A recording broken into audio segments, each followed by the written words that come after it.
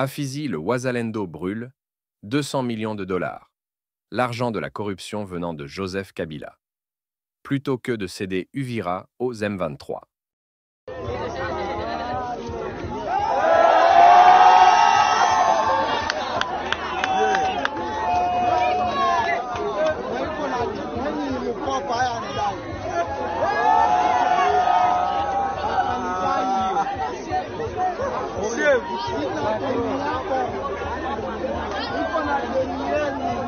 Mama yangu sina deni yako, niko na deni yenu, niko na deni yenu.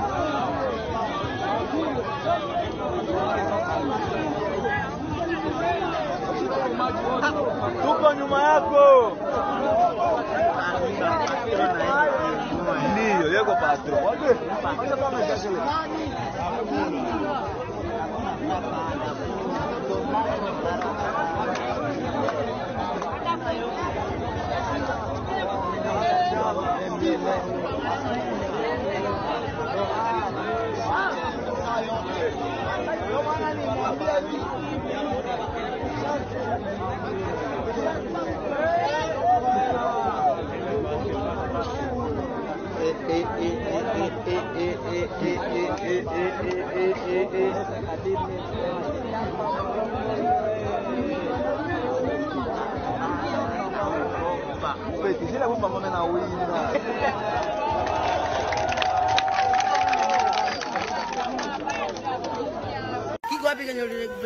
Hii ni operesheni ya kupiga ADF, hii ni kambi ya ADF.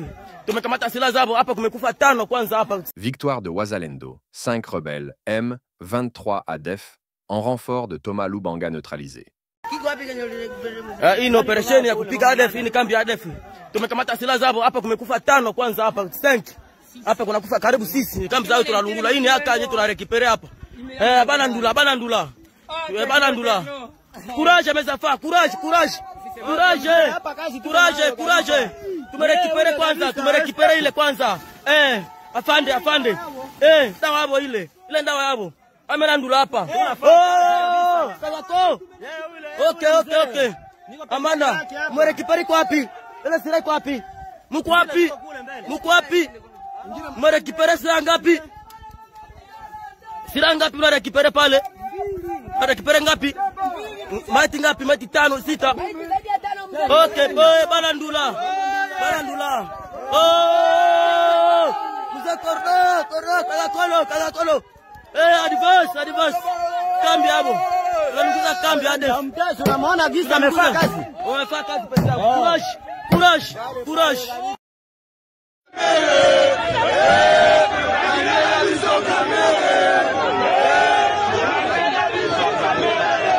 L'instruction préjuridictionnelle à charge du ministre de la Justice, Constant Mutamba, a débuté ce mardi 3 juin au parquet général près la Cour de cassation. Le ministre s'est présenté au parquet, accompagné d'une vingtaine d'avocats venus l'assister.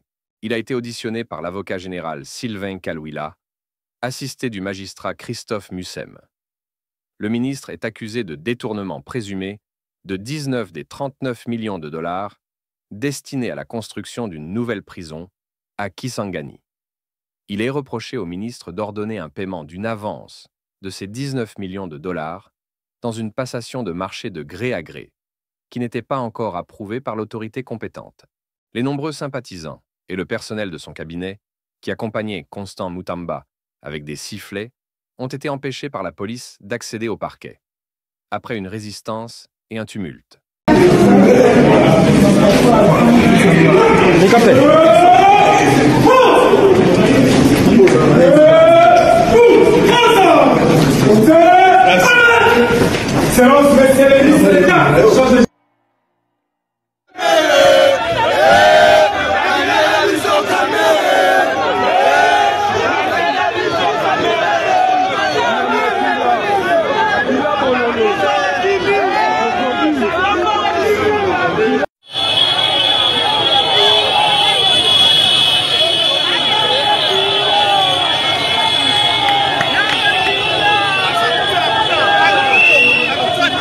La République démocratique du Congo a été élue mardi 3 juin à New York, membre non permanent du Conseil de sécurité des Nations Unies pour le mandat 2026 à 2027. Selon le ministère des Affaires étrangères, cette élection marque une nouvelle étape dans l'engagement de la RDC en faveur de la paix, de la sécurité et du multilatéralisme. La RDC n'est pas nouvelle dans cette instance. Elle y a déjà siégé à 2 reprises au cours des mandats 1982 à 1983 et 1990 à 1991. Ladies and gentlemen of the press, today marks a defining moment for the Democratic Republic of the Congo. With humility and determination, we welcome the decision of the United Nations General Assembly to elect our country to serve as non-permanent member of the Security Council for the 2026-2027 term. On behalf of the President of the Republic, His Excellency Félix-Antoine Tshisekedi Tshilombo, and in the name of the Congolese people, I wish to express our deep and sincere gratitude to all member states that supported our candidacy. We also wish to pay tribute to the African Union, the unwavering support of our continental organization, and the solidarity of all its member states have been instrumental. This election is not only a mark of confidence in the DRC, it is also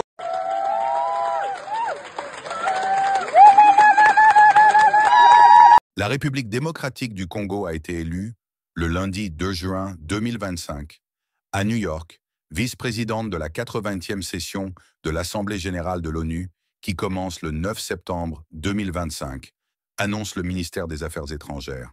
Cette élection marque le retour significatif de la RDC sur la scène diplomatique internationale, à la veille du vote décisif pour l'élection des membres non permanents du Conseil de sécurité, où le pays est candidat, rappelle la diplomatie congolaise. Depuis l'arrivée au pouvoir du président Félix Tshisekedi en 2019, la RDC a intensifié ses efforts diplomatiques afin de repositionner le pays comme un acteur crédible, engagé et influent au sein des instances multilatérales, note le compte X du ministère des Affaires étrangères.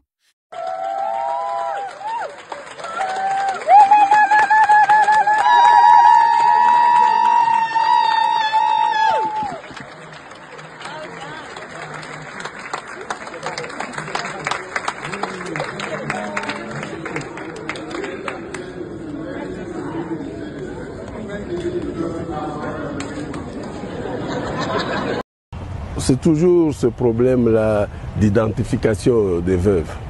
Vous savez, depuis des années, nous avons toujours ce problème-là d'identification des veuves. Et récemment, là, nous avons eu une équipe de l'IG, l'inspectorat général, qui est arrivé ici pour identifier les veuves. Mais malheureusement, c'est chaque fois qu'ils passent ici que nous avons après des retombées comme celle-là. Et vous savez que nous sommes dans une zone opérationnelle. Nous sommes dans une zone opérationnelle, on ne peut pas venir nous distraire, on ne peut pas venir nous affaiblir avec ce genre de problème-là. On ne peut pas être dans une armée, chaque jour on a toujours les mêmes problèmes. J'étais ici, j'avais dénoncé devant le chef de l'État, commandant suprême, la première fois qu'il est arrivé ici. J'avais parlé du problème d'effectifs. J'avais parlé clairement des problèmes d'effectifs. Les gens ont dit tout ce qu'ils voulaient. Mais nous avons eu les conséquences. Je crois que tous ceux-là qui étaient à Goma, tous les commandants qui étaient à Goma, ils connaissent de quoi ça retourne. Des régiments qui n'étaient plus des régiments. Personne, on a donné des rapports et tout, mais rien n'a été fait. Là où il fallait avoir 1200 personnels, on a 300, on a 400. Et jamais ces gens-là ont été mis en cause. Alors aujourd'hui, ça revient encore la même chose. Alors que nous n'avons pas encore fini ce problème-là de personnel militaire. Bon voilà, maintenant aujourd'hui, c'est encore les veuves. Et malheureusement, cela se passe dans une zone opérationnelle. C'est que je ne peux pas accepter. Nous sommes au XXIe siècle. Je crois qu'il y a des choses que nous devons arrêter. On ne doit plus parler de ce genre de problème. Les contrôles là doivent être des contrôles sérieux. Et le contrôle, si le contrôle est sérieux, on va voir le résultat. Un militaire qui est au front, comme maintenant là, nos militaires sont en train de combattre là, le CRP M23, la milice de Thomas Lubanga, qui est, n'est-ce pas, allié au M23. Nos militaires sont en train de mourir. Mais s'il y a un militaire qui est devant l'ennemi, il apprend que les veuves ne sont pas payées. Pourquoi est-ce que ce militaire-là va se sacrifier? Il va dire le jour où je vais mourir, ça sera la même chose pour mes enfants. Ça touche vraiment au moral militaire. Ça touche au moral de ces combattants, de ces hommes-là qui sont vraiment à la ligne de front. Comment est-ce qu'ils vont combattre s'ils savent que s'ils meurent, à leur mort, on ne va pas s'occuper de veuves, qu'on va traiter leurs veuves comme on est en train de le faire aujourd'hui, qui vise à déstabiliser toutes les opérations. Ça vise à déstabiliser. Moi, j'ai eu l'information depuis le matin que ces femmes allaient se pavaner sans habits dans la ville. Imaginez qu'elles aient fait ça, qu'elles le fassent maintenant. Vous pouvez vous imaginer les conséquences, hein? Alors que moi, en tant que commandant des opérations, je ne suis pas dans cette chaîne. Aujourd'hui, les militaires mangent 15 jours. Hein? Les vivres pendant 15 jours. Mais allez au ministère demander combien d'argent on est en train de donner pour les vivres. Hein? Aujourd'hui, les fonds, je ne sais pas moi, quadruplés ou je ne sais pas, les militaires doivent manger 3 fois. Mais quand ils ne mangent pas, et surtout ici au front, on pense que c'est qui? On pense que c'est moi. Quand les militaires ne sont pas payés, les gens, le commun de mortels pensent que c'est le gouverneur. Alors que je ne suis pas dans cette chaîne-là.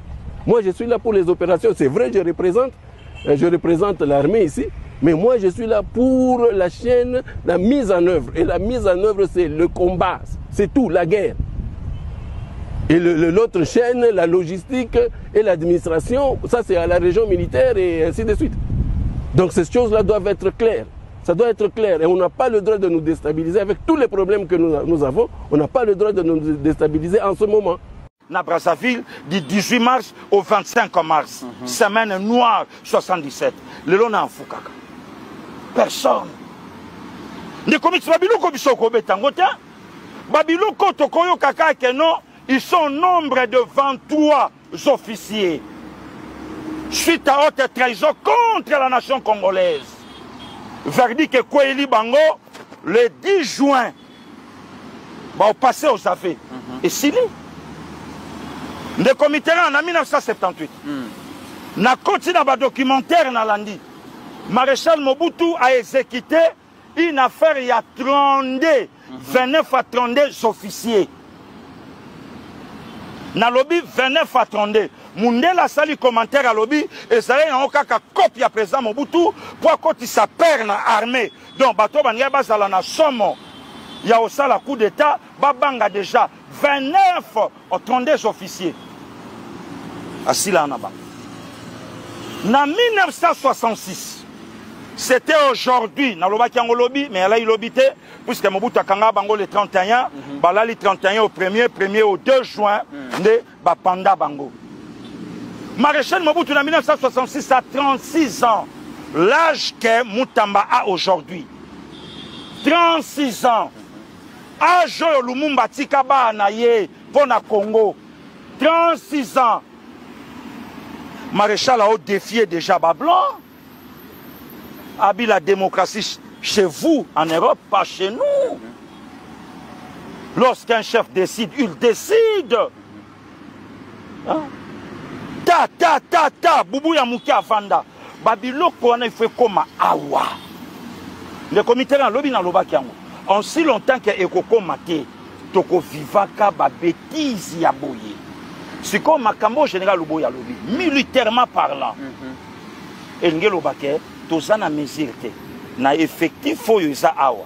Que ceux qui bitumbe bandit sikoyo, tous en a mesure de yako défendre si Mamou Congo ya Kinshasa. Voilà maintenant la vérité. Très bien. Allez, des comités Toyo Kibongo, allez, Moutumoko Ake, Pia, Moutumoko Ake, ba français belé, Moutumoko Ake, Ikuna cohésion nationale, Moutumoko non. Makambo yo général Uboya lobby. Ayebisi biso na Kinshasa.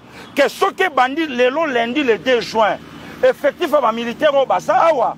Tokoka ko faire face na bitumba oyo e opela awa. Mais raison pour laquelle Pasteur Guili Tobane ko assister à la réplique stratégique na Est Kuna. D'abord, il faut dire qu'aujourd'hui, la logique exclusivement militaire du tout militaire a montré ses limites et qu'aujourd'hui, la solution est essentiellement politique et diplomatique. Et il faut explorer toutes les voies pour qu'une telle solution, qui épargne à la fois les vies de nos concitoyens et préserve la stabilité de notre pays et l'intégrité de notre territoire par-dessus tout, puisse voir le jour en associant toutes les ressources. Et donc, une initiative prise par nos pères spirituels nous paraissaient d'intérêt d'être entendus. Nous avons formulé, en ce qui nous concerne, un certain nombre de préalables, mais aussi un certain nombre de contributions pour pouvoir notamment faire face à des écueils que nous avons rencontrés par le passé et répondre aux contraintes de la situation telle qu'elle se présente aujourd'hui. C'est un processus qui vient de démarrer et nous pensons qu'on en fera bon usage en les communiquant à qui de droit, parce que dans ce processus, il y a des responsabilités. Il y a des gens qui ont pris des décisions pour qu'on en arrive là où nous sommes. Il y a des groupes qui ont agi de façon contraire au pacte républicain, à notre constitution, à nos lois et à la façon de pouvoir vivre ensemble. Donc il faut corriger tous ces éléments-là pour que le pays puisse retrouver sa vraie respiration, qui pour nous est une respiration démocratique qui n'a plus sa place aujourd'hui. Et c'est pour ça qu'une telle initiative qui associe la dimension politique et diplomatique nous paraît être la bienvenue, à la condition de répondre à l'inclusivité, à d'autres critères, notamment celle de la redevabilité, de la responsabilité des uns des autres, et surtout tenir compte de l'intérêt de nos concitoyens.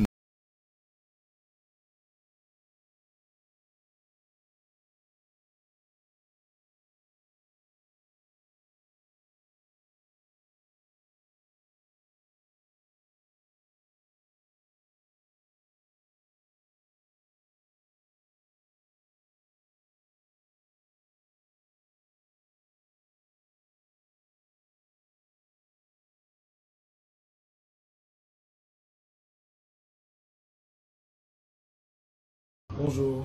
Nous venons de suivre à l'instant les discours de M. Martin Fayoulou réagissant au sujet de l'actualité politique du pays. Avez-vous une opinion à chaud après cette déclaration? Je suis surpris. Nous avons signé il y a très peu de temps une déclaration conjointe avec Martin Fayoulou, le FCC, et en vol de Denis Sanga, dont Denis Sanga en personne, et Moïse Katumbi pour le compte d'ensemble pour la République, que Fayoulou prenne l'initiative d'aller voir Félix Sélassol. Je trouve cela un peu indécent. Donc il a décidé de marquer la rupture avec les autres forces de l'opposition. Et je crois que nous allons en tirer les conséquences. Pensez-vous qu'une démarche de cohésion nationale devrait à tout prix être pensée de manière collégiale, ou on pourrait dire que les présidents Fayoulou envisagent des consultations progressives, un peu comme le président Kabila l'a fait à l'est du pays, où il consulte les forces vives? Il n'y a pas à penser, nous étions déjà dans une certaine collégialité, nous travaillons ensemble. La preuve, c'est les communiqués conjoints que nous avons publiés. Et donc, nous croyons cheminer dans ce sens-là. Nous, en tant que force de l'opposition, avec nos revendications à nous, donc notre cahier des charges, et de l'autre côté, la majorité union sacrée. Et nous travaillons tous ensemble à pousser à ce que nous parvenions au dialogue national à travers les pactes sociaux que portent les évêques catholiques et Senko. Qu'il aille maintenant discuter seul à seul avec Félix Tshisekedi signifie quoi? C'est dont ils vont parler. Tous les deux va être opposé à qui? C'est pour quel intérêt? Ça va nous avancer en quoi? Parce que ça ne sera que des discussions à eux deux. Je me pose des questions. Ça nous avancera à quoi? Et je me demande si ce n'est pas la voie d'une nouvelle alliance qui est en train de se frayer un chemin, et que demain nous allons nous retrouver avec Martin Fayoulou dans l'autre camp. Bon, chacun s'assumera vis-à-vis de l'histoire. Entre les lignes, on pourrait comprendre à travers vos propos que Martin Fayoulou serait dans une démarche pour couper l'herbe sous les pieds des autres leaders de l'opposition? Bon, si c'est cela, si c'est dans ces calculs-là, tant mieux hein, pour lui. Hein. Il n'y a pas très longtemps, il avait mis en marche une autre initiative ici qui avait fait flop. J'ai l'impression qu'il n'en a pas tiré des leçons. Il avait initié un dialogue ici sans tenir compte de rapports de force et comme si il devait attendre un cadeau de Félix Tshisekedi qui un jour a fait une sortie pour pratiquement botter en touche et dire qu'il n'était pas intéressé. Bon, ben écoute, si aujourd'hui il pense nous donner les pions en allant vers Tshisekedi, peut-être pour une alliance, ça c'est son choix à lui, il s'assume. Nous continuons nous notre combat. Très bien. Alors, on devrait attendre une réaction officielle de la part d'Ensemble pour la République à ces propos. Bon, le parti à ce niveau-là, je verrai. Hein, il y a des discussions. En ce moment-ci, les gens essaient de comprendre ce qui se passe. Et puis, finalement, on verra s'il y a opportunité d'une position officielle. Mais moi, je n'en vois pas l'opportunité. Je fais un commentaire, je donne mon point de vue en tant qu'acteur politique et je ne vois pas mon parti prendre une position officiellement pour parler de la personne de Fayulu. Hein. Je ne pense pas qu'on en arrivera là. Honorable Mike Moukibaye, merci. Merci.